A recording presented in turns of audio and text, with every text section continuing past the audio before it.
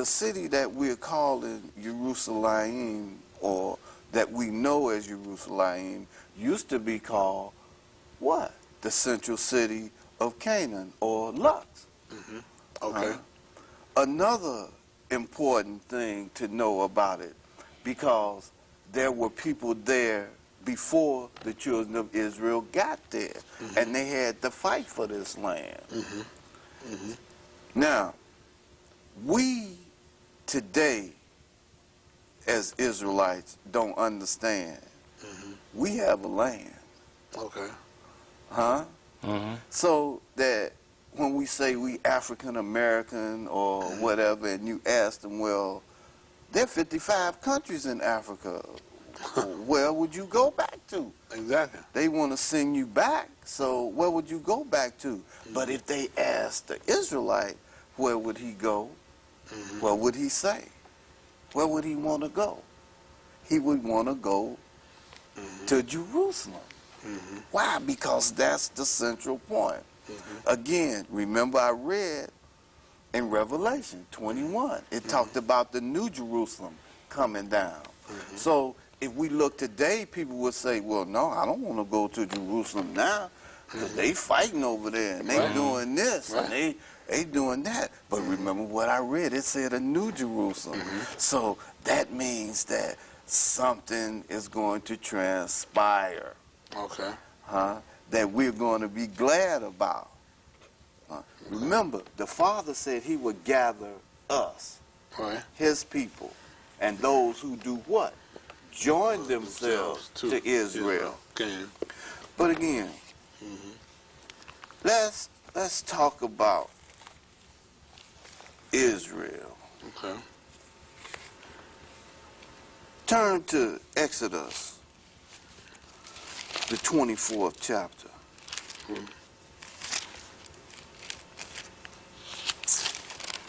And I want to start reading at verse 1.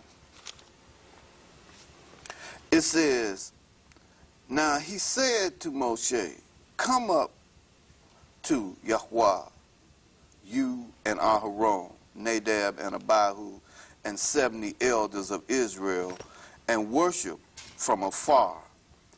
And Moshe alone shall come near Yahweh, but they shall not come near, nor shall the people go up with him. Stop.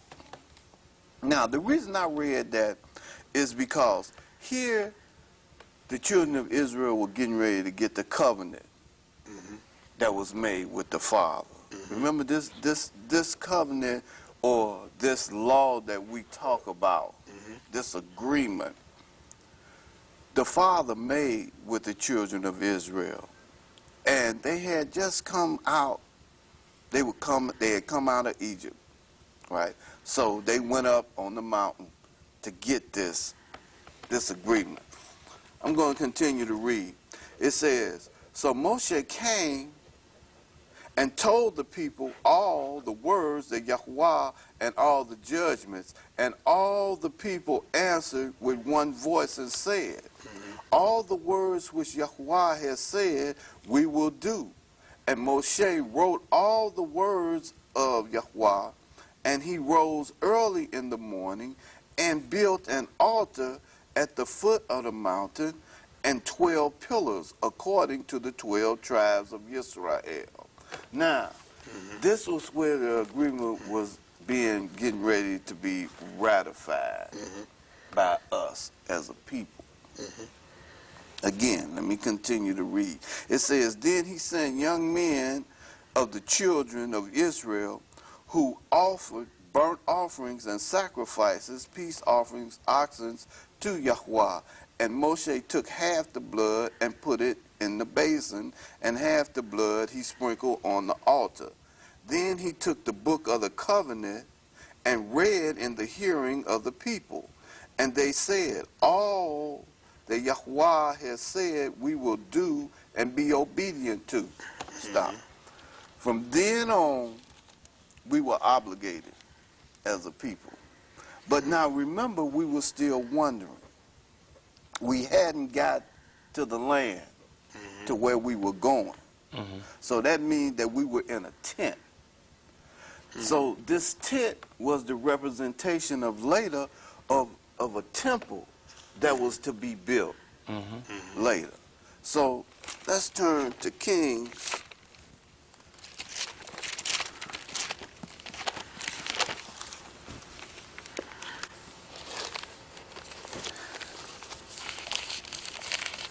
We're going to go to 1 Kings, the 8th chapter. Now, Dawid, who was Shlomo or Jedediah's father, wanted to build a temple for the father in Jerusalem, but he couldn't. So the father told him that later his son would do it. And we're reading about the son dedicating this temple. Okay. Now remember this temple. Remember this. 1 Kings 8, I'm starting at verse 22. Then Shlomo stood before the altar of Yahweh in the presence of all the assembly of Israel. Stop. Remember that I just read that it was Israel, the whole assembly, who ratified it. Again, he's dedicating this temple, and he's in the hearing of the children of Israel, and spread out his hands toward heaven. And he said, Yahweh Elohim of Israel, there is no Elohim in heaven above or in earth below like you, who keeps your covenant and mercy with your servants, who walk before you with all their hearts. You have kept what you promised your servant Dawid, my father. You have both spoken with your mouth and fulfilled it with your hand, as it is this day. Therefore, Yahweh Elohim of Israel, now keep what you promised your servant Dawid, my father, saying, you shall not fail to have a man to sit before me on the throne of Israel. Stop. He said that. Why? Because this is the place where everything was centered at, in Jerusalem around the temple. Why? Because the Father inhabited the temple at this particular time. But we know later things happen. Oh, yeah. You see? But right now, he's getting ready to occupy this place. This is what this is about the dedication of this temple in Jerusalem. Then it says, and now I pray, O Elohim of Israel, let your words come true, which you have spoken to your servant Dawid, my father. But will Elohim indeed dwell on earth? Stop. Again, people talk about going to heaven. Well, the Father desires to dwell on earth. Where? In the temple that was in Jerusalem. Now remember, it said it would be a new temple, a new Jerusalem coming down, where the Father would make his abode. You see what I'm saying? Well, let's look at another fact about Jerusalem. Let's turn over to 2 Samuel, chapter 5. And we'll see, we'll begin with verse 6. And the subtopic here is the conquest of Jerusalem. It says, and the king and his men went to Jerusalem against the Jebusites, the inhabitants of the land. Jebusites were inhabiting the land, and they also at this time inhabited Jerusalem. Correct. Okay. The inhabitants of the land, who spoke to Dawid, saying, you shall not come in here, but the blind and the lame will repel you, thinking David cannot come in here.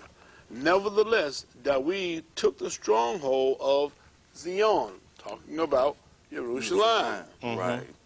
And because Jerusalem is in Zion or Zion. That is what? The city of David. So when you hear the term city of David, when you hear the term city of David, it is referring to Jerusalem. Jerusalem is also the city of David. Now you may see the city of David elsewhere, like for example in Luke, I believe it's the 2nd chapter. They refer to Yehoshua's birth being in the city of David. That's not Jerusalem. Right. That's Bethlehem. Right. Okay? But you will see sometimes Jerusalem, city of David, or you may see Bethlehem, city of David. But here we're talking about Jerusalem. It says, now David said on that day, whosoever or whoever climbs up by way of water shaft and defeats the Jebusites, and this parenthesis says the lame and the blind who are hated by David's soul, he shall be chief and captain. Therefore, they say the blind and the lame shall not come into the house. So, and then we'll just now right here, it says, then David dwelt in the stronghold and called it the city of David. Yeah. Now, also, you may see sometimes, you may see a place called Jebus. That's Jebus. Jebus. Yeah. Jebus. Right. That also is the city of David, which is the same as Jerusalem. Exactly. And the reason why it's called Jebus is because that is a shortened way to say, or shortened version of how we say the Jebusites or Jebusites. Right. Okay. So, what else you got? Well, you got to understand that when you're talking about Jerusalem, you're also talking about Canaan, ancient Canaan. You can't miss the fact that in ancient times,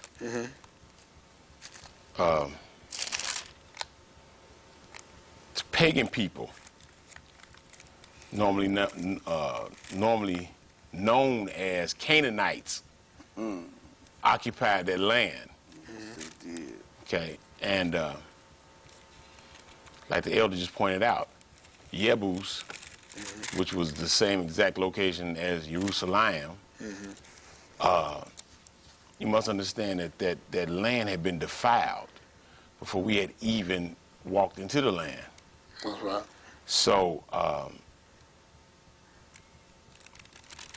that land, which was the Father's contribution to his people, was sacred, and it was a land that was extremely fertile, and it was a land that was basically like no other land on the planet. And the significance behind Jerusalem and being a part of that land, Jerusalem being the capital of Yehuda, the temple was not put there by accident. No, it was. Okay. Okay? Exactly. So you guys understand that that temple, it just couldn't be strewn anywhere. Okay? And I know we're talking about the city, but I'm just going to touch a little bit on the temple that's in the city. That's it. And that defilement that the Canaanite put upon that land, or the Jebusites that put in that particular area, they had to be run out. Yeah. Okay? Yeah. And that land had to be cleansed. Yeah. That area had to be cleansed. And a lot of people don't even know that when you talk about ancient Palestine or ancient, you're talking about ancient Canaan, Yes, you are.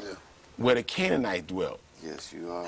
Because we didn't just walk into Canaan, No. okay?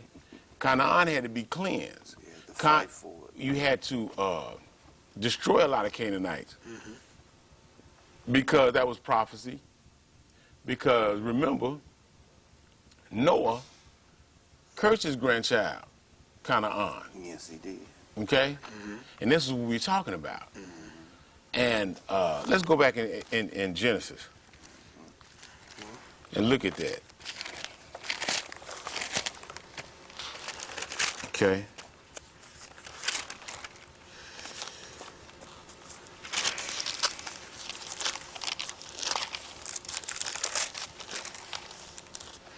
That's Genesis 9 and 20. Okay? It says, and Noah began to be a farmer, and he planted a vineyard. And he drank of the wine and became drunk. And he was uncovered within his tent. And Ham, the father of Canaan, Ham, as we normally know, the father of Canaan, or Canaan, saw the nakedness of his father and told his brethren outside. Shem and Japheth took a garment, laid it upon both their shoulders, and went backward, covered the nakedness of their father. And their faces were backward, and they saw not their father's nakedness. We're talking about, and the reason that is pointed out, how Canaan, because Canaan or Canaan was not the only child of Ham, okay? But it always was a mystery to me why he was singled out at that point, okay? But that's neither here nor there. It's just funny how Noah cursed his grandchild, okay? And the Most High backed it up, because that was at a time when, for some reason, it seems that as though we've lost that authority with the Most High when it comes down to loosening and binding, because that's what that was. Let me finish reading. And Noah awoke from his wine and knew what his younger son had done unto him. And he said, cursed be Canaan. He didn't curse Ham. No, he didn't. No. But he cursed his offspring. Yeah. And that's a misnomer. A lot of people think Ham was cursed. Right. No, he cursed the grandchild. Right. And they think the father did it. Exactly. Right. Yeah. But it was Noah. Right. Right. So to show you how much authority the father had, and the father still has as long as they walk righteous. Yeah. Okay? But that's another show.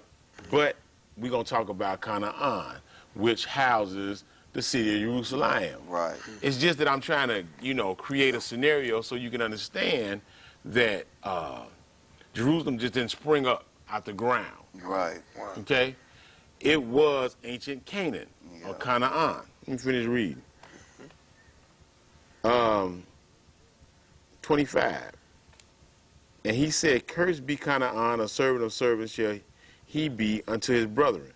And he said, blessed be Yahweh Elohim of Shem, and Canaan shall be his servant. Okay? Elohim shall enlarge Japheth, and he shall dwell in the tents of Shem, and Canaan shall be his servant. So we see that this was before the children of Israel was even thought of in the physical. Right. Okay. Let me specify Right. that. Okay? Right. So there was no 12 tribes of Israel at this time. No, it wasn't. Okay? Only in the mind of Yah. That's it. Okay? Now, so this ancient city that we're talking about, Jerusalem, was in Canaan. Now let's talk about that now. Just hold that thought. Now let's go here in Genesis. Where did you leave off at, Elder? So it was 2 Samuel? No, in Genesis. We talked about That was in 14. right. Yeah. But I'm saying, where did you leave off at? I left off at. I read 18. I read 18 and 19. I left off at 20. You left off at 20? Uh-huh. Okay. Right. but I'm going to reread 18. Go ahead. And Melchizedek, this is Genesis 14 and 18. Okay. And Melchizedek, king of Salem, as you pointed out, is ancient Jerusalem, brought forth bread and wine, and he was the priest of the Most High. Okay? So, as you said, as you pointed that out, but you got to understand, ancient Jerusalem was set aside a long time ago. Yes, it was. That's why couldn't no Canaanites dwell in that part, in that land. Right. Okay? Because first and foremost, it was promised to the children of Israel. Yeah. So they had to be removed in order for the prophecy to stand, or in order for Yah's agenda to go forth. Right. Okay? 19, and he blessed him and said, blessed be Abram of the Most High, Elohim, possessor of heaven and earth, and blessed be the Most High, Elohim, who have delivered thine enemies into thy hand, and he gave him tithes of all. Stop right there for just 1 second. You just mentioned tithes. Turn to Deuteronomy, the 16th chapter. And I'm going to turn this back. It's important, again, remember, tithes were mentioned. Jerusalem is the place. Again, the Father within the covenant with the children of Israel, he stated something. We're going to read this. Deuteronomy 16, I'm going to start at verse 16.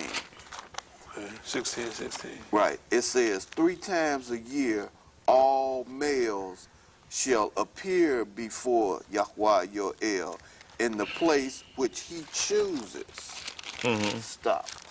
Now, the place where he chose was Jerusalem, the ancient city. But notice that you just got through reading about Melchizedek in the ancient city. Right. Okay. Being paid tithes. Right. The Father turns right around and tells the children of Israel in the place where he chooses Right. to have his name place, which is Jerusalem.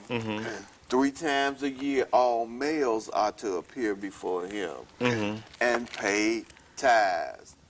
Now, that's the only time tithes are to be paid for Jerusalem, for Israel. Well, where you had, well, see, the point is too, where you had to pay them. That's right, in Jerusalem. That's right. In the holy city. Right. Well, That's Father places his name. Right. Right. Right.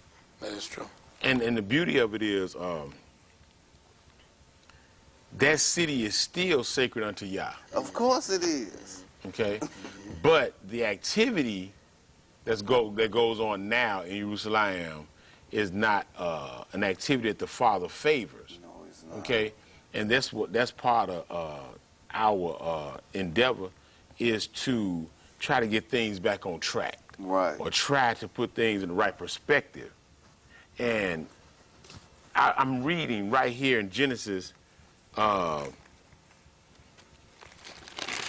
Genesis 15, okay?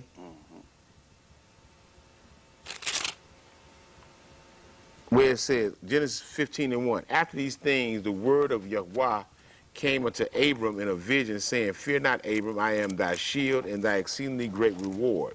And Abram said, Yahweh Elohim, what wilt thou give me, seeing I go childless and heir of my house? Is this Eliezer of Damascus? And Abram said, behold, to me thou hast given no seed, and lo, one born in my house is mine heir. And behold, the word of Yahweh came unto him, saying, this shall not be thine heir, but he that shall come forth out of thine own loins shall be thine heir. Okay, so it's showing Abram how these things were coming about through his seed. But the point that I want to make is that Abram was a sojourner in that land of Canaan, and will be that would be his inheritance also. Of course. Okay, so the land of Canaan was extremely important, even in Abraham's time, because he was searching out their land And the Father promised him and gave him that land. Yes, he did. But it wasn't coincidence that everything was routed up to Jerusalem, or Right. Jerusalem. That was no accident. No, it wasn't. So we're trying to point out the significance of Jerusalem and how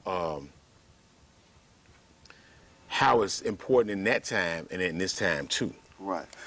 But I had read before about Jerusalem being where the Father placed his name, where the temple was built.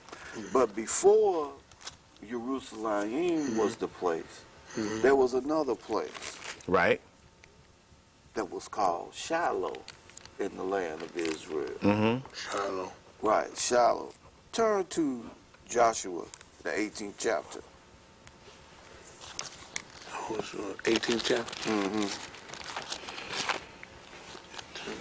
Now, the children of Israel had come into the land, Okay. and the land had been divided. And the topic of this particular chapter says, the remainder of the land divided. Okay. We'll start at verse 1. It says, now the whole congregation of the children of Israel assembled together at Shiloh and set up the tabernacle of the meeting there. Stop. The tabernacle of the meeting was what? It was the tent in which the children of Israel honored Yah. And it was first set up in Shiloh. Remember that when I read back in Kings, the Shlomo had dedicated, he had built the temple, he had the temple built. Okay. Why? Because of this very thing. The Father was in a tent. So they built the Father a place from where the Father could reside. And, but the first place was in Shiloh in a tent. Right. But wickedness went on in Shiloh, and the Father did what? Moved it. And that's when he moved it to Jerusalem. And that's where he placed his name. Okay. And when we read earlier about the 3 times a year that all males were to bring tithes, that's where they had to bring the tithes to now, to Jerusalem. And even today, if we were paying tithes, we would have to do what? Go to Jerusalem to pay our tithes. Because that's where the Father prescribed for us to do this at. Right? Jerusalem is important still, but I read in the beginning about New Jerusalem. So that means that what we're seeing today won't be. Huh? Okay. Kazakiel mentioned about a land covenant with Abram, whose name was changed to Abraham. Right? Okay. So the sign of that covenant is what? Circumcision. Yeah. Exactly. And people don't understand that today. And that's part of the Abrahamic covenant, the land covenant, circumcision. I want to point out too now, just to finish my statement from when I was right there in Genesis. 14. No, Oh, you're going back to 9. when I was reading out of Genesis 15. Okay. Okay, back here at Genesis 12. Okay. And I think I jumped ahead of myself, but I'm going to try to straighten it out. Genesis 12 and 5. Okay. It says, Abram took Sarai his wife, and Lot his brother's son, and all their substance that they had gathered, and the souls that they had gotten in Haran. And they went forth to go into the land of Canaan. And into the land of Canaan they came. And Abram passed through the land unto the place of Shechem, unto the oak of Moreh. And the Canaanite was in the land. And Yahweh appeared unto Abram and said, unto thy seed will I give this land. So the father had told Abraham about his seed, but back here in 15 it talks about Abraham was saying about he didn't have an heir. Okay, Right. so it was being manifest or was being brought to him about the seed back here in 15. So right here, back here in 12, it's telling him in 12 and 7, and Yahweh appeared unto Abram and said, unto thy seed will I give this land, and they builded he an altar unto Yahweh who appeared unto him. Okay? So it doesn't talk about an altar of Melchizedek, but if he was a priest of the Most High, you think he had an altar in Salem? Yeah, I believe he should. Well, that's what I'm saying. Because, see, now I'm trying to show the significance of Yah's altar. See, because once you build an altar unto Yahweh, Right. the Most High, then everything around in that area, everything in that vicinity have to honor that. Yep. Okay? Now, I don't want to, start, making things up or fabricating, but it don't talk about an altar of Melchizedek, but he was a high priest of the Most High Right. in ancient Jerusalem. Right. Right here we read where Abram built an altar to Yahweh. Let me read 7 again. And Yahweh appeared unto Abram and said, unto thy seed will I give this land. And there builded he an altar unto Yahweh who appeared unto him. And he removed from there unto a mountain on the east of Bethel and pitched his tent. And having Bethel on the west and Hai on the east, and there he built an altar unto Yahweh and called upon the name of Yahweh. So now we're seeing how Yah's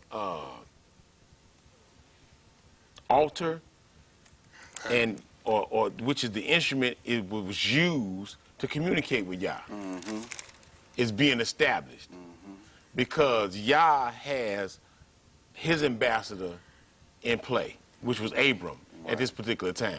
See, the thing about Melchizedek is it don't really, it's not talked about a lot. It's talked about more in Hebrews than it is here in Genesis. Yes, it is. Okay?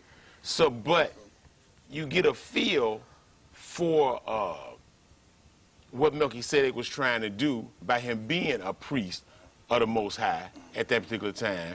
And you see Abram trying to do the right thing, him building an altar in Canaan. So the significance of the altar is there. It's already been put into motion, Right. okay, even at this early date. Yep. So now you see how things are unfolding regarding how to communicate with Yah, okay, how Yah appeared in this land, how Yah told Abraham this will be a land for your seed, Yep. okay? And it's not a coincidence, and I keep going back to Melchizedek, how he came out and he blessed Abram. So I'm trying to show you the connection. And Abram and Melchizedek was in ancient Jerusalem. Yeah. That's the same way that Yehoshua, who was our Passover sacrifice, Right. because Right. Passover is one of the 3 times a year that you had to go to Jerusalem to bring your tithe, how he had to be sacrificed in Jerusalem. Right. You see, it all fits. It don't change. The Father's consistent. We're the ones that's inconsistent. Because we the covenant breakers, not the Father. He's to the letter. Now, have you ever heard the term, Elder or Zagiel, the term navel of the earth? Right. Have you ever heard that before? Why is that called the navel of the earth? It's in the center of the earth. Right. The circumference. It is the center. Because if we took the measurements of the circumference of the earth, total, divided in half, Guess what that center point is? Jerusalem. Jerusalem. That's Yep. right. The navel of the earth. Yeah. Which the earth is a circle, of course. The scripture even tells us that it's a circle. Right. And in a circle, there is no beginning. No. And there is no end. No. But there is a middle. Yeah. So that is interesting. There are so many terms that are used for, Jerusalem, and it's important that we get familiar with those terms, because sometimes you may hear it and you may wonder, well, I wonder what are they talking about? What's that about? What do they mean when they say that? What do they mean the city of David? What do they mean about Yebus? What do they mean about Jerusalem? What's that? What Jerusalem? What language is that? So that's important. So let's talk a little bit more about the land that had to be searched out. Talk about that. What about how we conquered it? So wherever you want to go from. Talk about the land a little bit. See, I'm trying to point out to the viewing audience how this land, by being defiled, just like it's being defiled today. Okay. Right. But it must be cleansed. Right. So, I mean, we talking about Jerusalem, but we talking about the land that housed Jerusalem too. Okay. Turn to Judges, the 3rd chapter. Okay.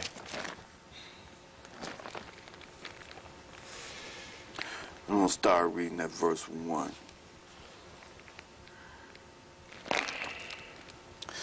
It says, "Now these are the nations which Yahweh left, that he might test Israel by them.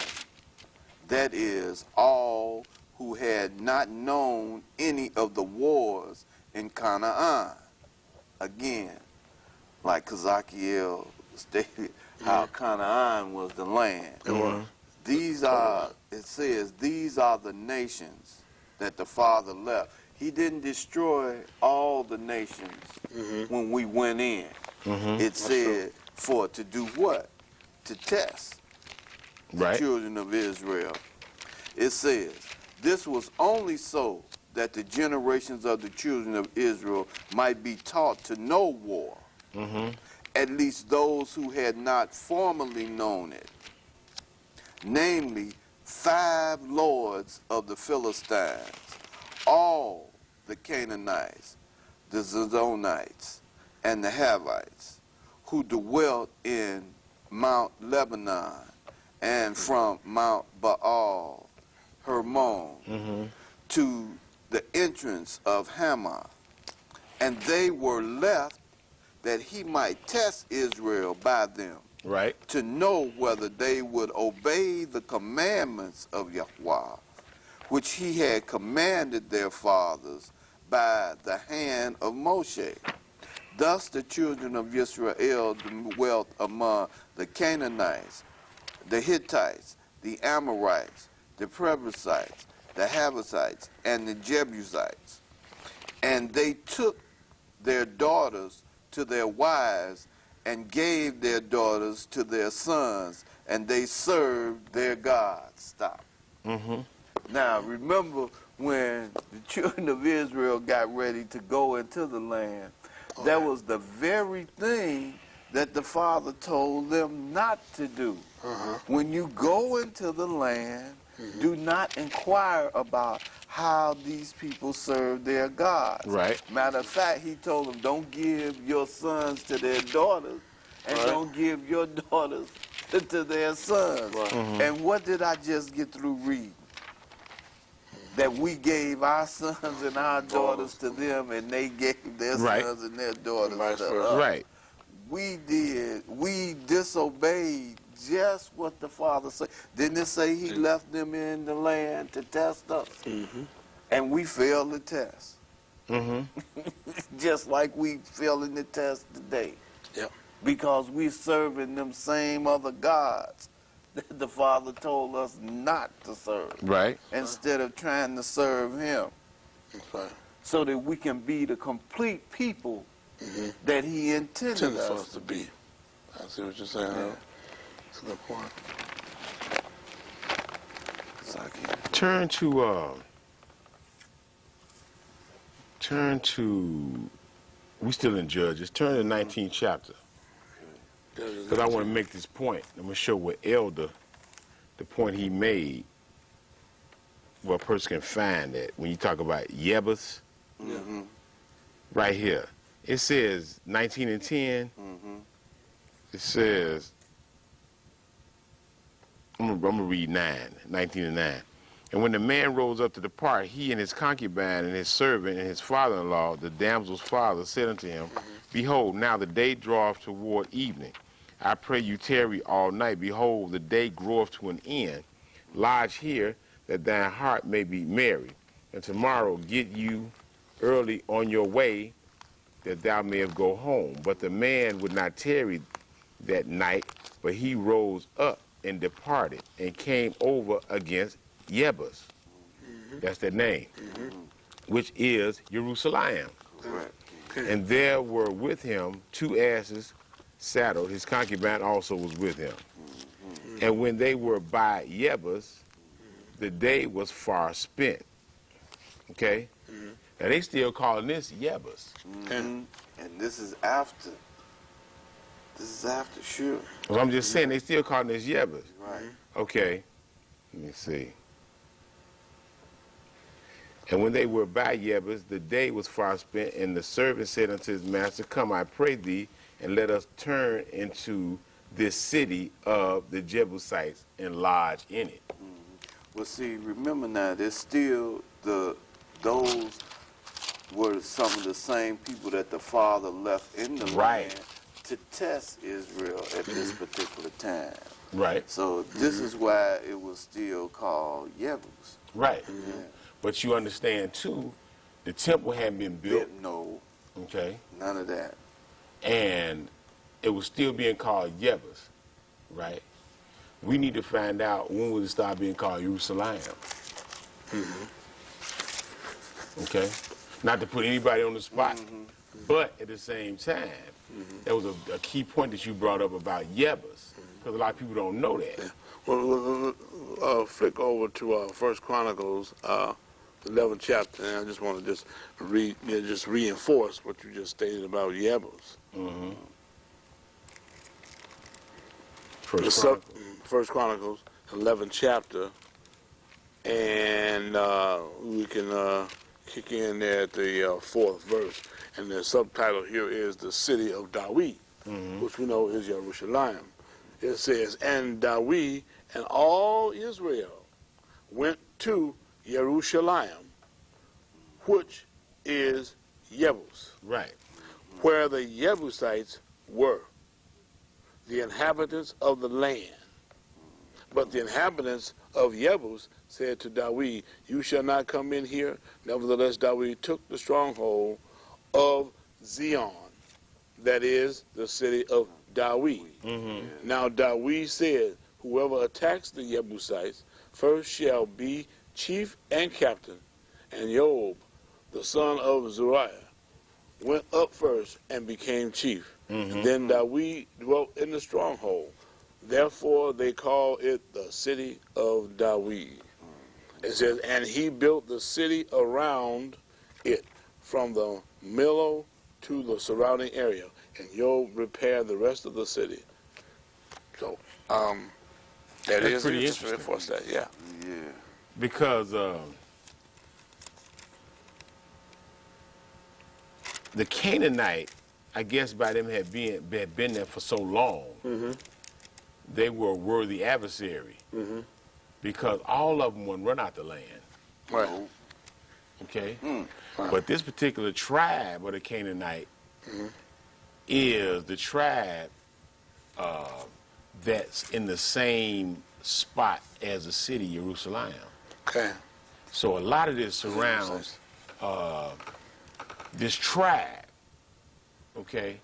And how this tribe, like right here in this situation here, how this tribe had a stronghold.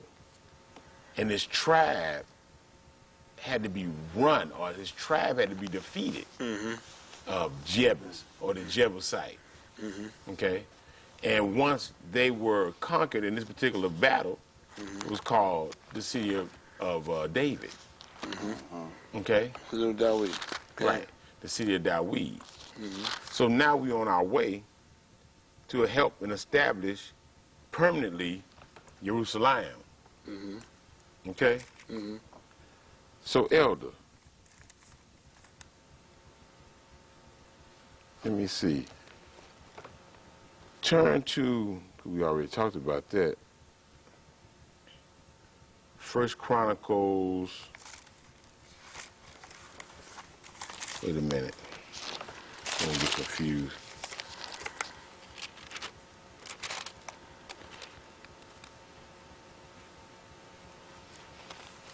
No, let's no, not First Chronicles. Let's go back to Judges. Okay. All right, Judges. Right. Go back to Judges.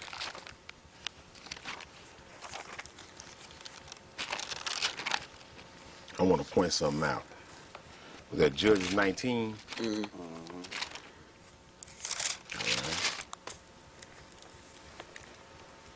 That's Judges 19, and we were at 10 and 11. Now, let's talk a little bit about, okay, the climate at this time, okay, regarding, okay, because, you know, this was a real unstable time, Yep. okay, in the book of Judges. Yes. Okay, and let's talk a little bit about the climate in which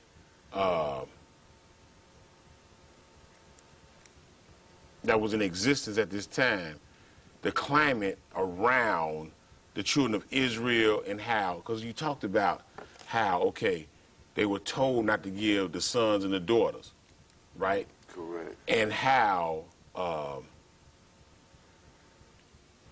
we at this time were unstable as a people, very unstable in the book of Judges. Let's talk about that. You got anything to share with? Well, on really, that? like you were reading in the 19th chapter, this chapter, if you would read it, it talked about a Levite traveling through the land. Right. And to show you the wickedness of our people, he was traveling with his wife, right? And the land in which he stopped in Right. was inhabited by Benjamites. Right. And the wickedness of our brothers, they took the man's wife, but they wanted to know the man. Okay. You see? But the funny part is, let's talk about Sodom and Gomorrah. Yeah. The Where's that? Sodomite in Canaan. All right, then. Now, The same we wicked didn't, land. right? We didn't point to that, but I was trying to point out how Canaan, by being so pagan and heathenistic in the times of Abram or Abraham and Lot, how at that time Sodom and Gomorrah had been destroyed for this same reason. Yep. Okay, making you understand the atmosphere was saturated with this unclean spirit. That paganism. Okay, and that practice. Yeah. You see what I'm saying? That then dwindled down all the way into the times of Judges. Yeah. Okay, It was still going on. which is basically the facade that America is now showing with this legal same-sex marriage. It's the same as ancient Sodom and Gomorrah. Just as it was in the days of Noah. Right. So you got to understand that here in Canaan, there was a practice in Sodom and Gomorrah of bestiality, homosexuality. Yeah. That's where you get the word sodomite from. Yeah. And here, once we came to the land, some of us fell weak or fell prey unto that same spirit. Practice. That's that same wicked That's spirit. right. That's right. Same wicked. Hey, and that spirit is prevalent today. Right. Right. And that's why I want to point out here in 10, it said a man, but the man would not tarry that night, but he rose up and departed and came over against Jebus, which is Jerusalem. So it was encompassed, that whole land had to be cleansed. Right. Exactly. So it was a thing of only righteous can destroy